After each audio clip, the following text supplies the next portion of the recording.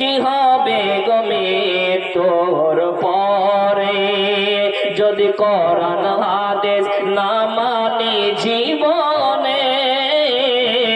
কি হবে গো তোর পরে? কি হবে গো তোর পরে? কবরের মাঝে কি দিব জবাব? কবরের মাঝে কি দিব জবাব? মুনকার নাকিরের তরে যদি কোরআন হাদিস না মানি জীবনে? কি হবে গো তোর পরে? কি হবে গো তোর পরে? কবরের মাঝে কি দিব জবাব? কবরের মাঝে কি দিব জবাব? মুনকার নাকিরের তরে যদি কোরআন হাদিস না মানো জীবনে? কি দিবে জবাব গো?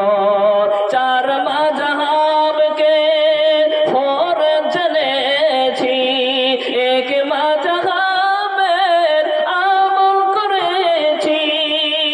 চার মাযহাবকে ফরজ জেনেছি, এক মাযহাবের আমল করেছি। কোরআন হাদিসের দিকে দেখিনি তো ফিরে।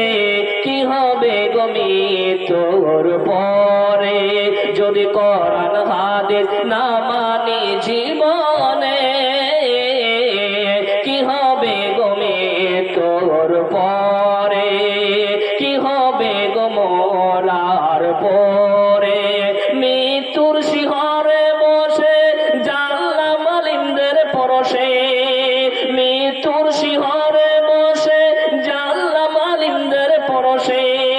চার মাযহাব নেই কোরআন হাদিসে। মৌলভী সাহেবকে জিজ্ঞাসা করলাম, বলে আছে ফিকাতে। কি হবে গো তোর পরে যদি কোরআন হাদিস না মানি জীবনে?